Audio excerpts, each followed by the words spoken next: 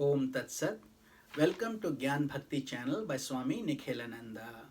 My humble prostrations to the all-pervading Brahman, to my worshipful Guruji, Swami Jyotirmayananda Ji Maharaj, to Ram Parivar, all sages and saints, and to each of you, divine soul, watching today's satsang. We are currently covering the scripture Mysticism of Ramayana. Commentaries by my Guruji and narrated by myself. So let's get started. Today we will be covering destroying demons for Vishwamitra. Yesterday we had covered where Vishwamitra had come to get the two boys of King Dashratha, Lord Rama and Lakshmana. After hearing the teachings of Vasishtha, Rama and his brothers attained enlightenment. Then Rama and Lakshmana set out for sage Vishwamitra's ashram to assist in overcoming the harassing demons.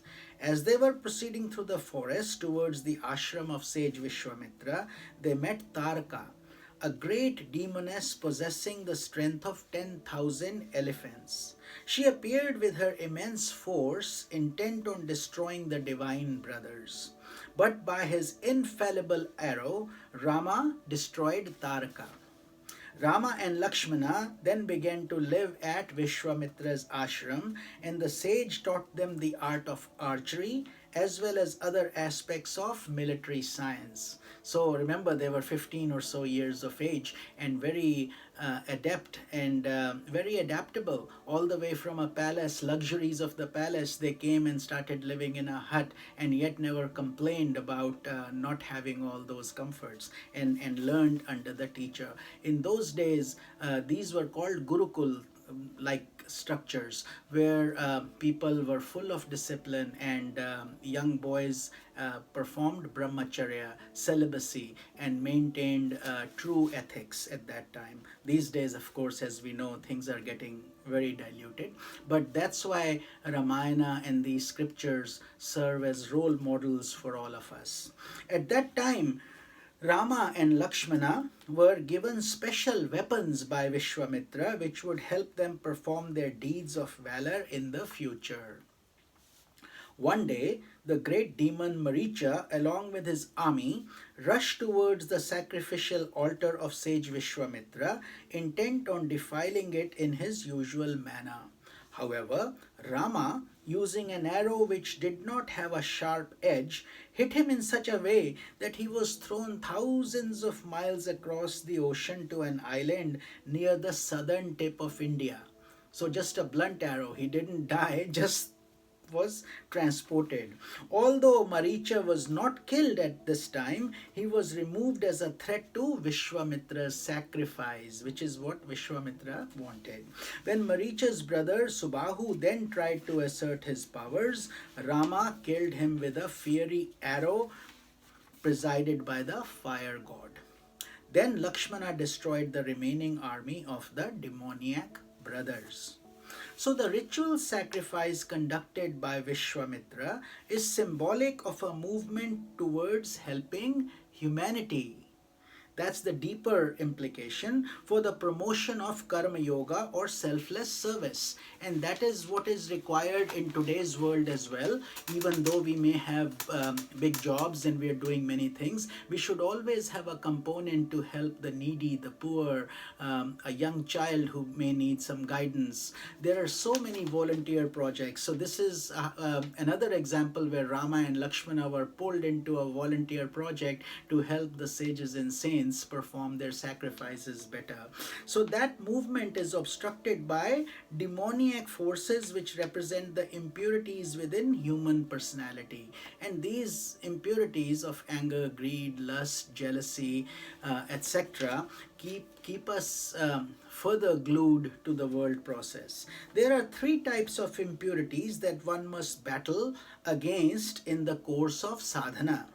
It's very important we understand these subtle differences. Swamiji, my Guruji, explains this in such a beautiful way that I have not found this text anywhere else with so much insight and so much precision and dedication. So if you listen to this satsanga daily, understand, first read the story of the Ramayana and then see what Swamiji is kind of guiding us, the deeper impact, I think you will be definitely very thankful, very blessed, and you will learn a lot about your own inner journey as well. So that's the important reason why I take the time and sacrifice our time so we can all enjoy in this nectar of satsanga together. And this is all called Jnana Yajna or Satsang. And whenever we are in Satsang, we are away from Kusang, or not doing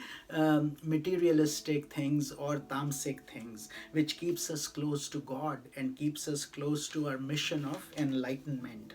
So there are three things, impurities that we have to counteract. They are called Mala, Vikshepa, and Avarana. So Mala is called gross impurities. These are anger, hatred, violence, and greed, and they must be worked upon first before we can do other things. Then an aspirant turns his attention to the subtle impurities, and these exist in the form of impure vasanas or subtle desires, and these are in the unconscious. So these subtle shadows of egoism which keep one internally restless are referred to as vikshepa. Think of it as shaky water. We can see a reflection in when the water is shaky. Vikshepa means distractions. And they are worked upon by devout meditation and other advanced techniques. So first we remove the gross obstacles, then we move into the subtle obstacles. Ultimately, as spiritual movement intensifies, one destroys the third and the subtlest type of impurity called avarana. Avarana is ignorance. Think of that like a curtain. Unless the curtain's removed, we cannot see what's behind. And that is known as enlightenment. It comes through prajna or divine grace and our self-effort. In the Ramayana, Vishwamitra, assisted by Rama and Lakshmana, destroys Mala and thereby promotes a movement towards karma yoga, selfless service. However, since this is just the beginning stage in the destruction of impurities, and the subtle roots of those impurities still lurk in the unconscious, an aspirant has many more battles ahead of him. Just like when you remove the weeds from the top but don't take the root out, the weeds keep coming back in your garden. Much in the same way, these battles will continue because the root cause has not been destroyed yet. So just as Maricha was tossed thousands of miles away, but was there lurking, waiting to hurt Rama later, and he became the golden deer in the Ramayana who created illusion in Sita's mind, and she was then captured by Ravana, as we will see in the Ramayana at a later stage. But so too Vikshepa and Avarana still linger in the aspirant's mind, eager to continue causing havoc. However, conquering the grosser impurities in one's personality is certainly a mighty step forward in becoming truly serviceable to oneself and others. So this Mala, let us not underestimate it. Conquering anger, greed, violence, lust, all these are not easy to conquer. These are big demons, powerful, and they constantly keep attacking us. We may think we have conquered it, but then the next day we find we succumb to it again. So thus this process has to be perfected till we attain total purity. So this is today's satsang. Tomorrow we will study this journey together a little further, and we will be covering the awakening of Ahilya, which is another wonderful episode in the Ramayana. This is Swami Nikhilananda. Om Tat Sat.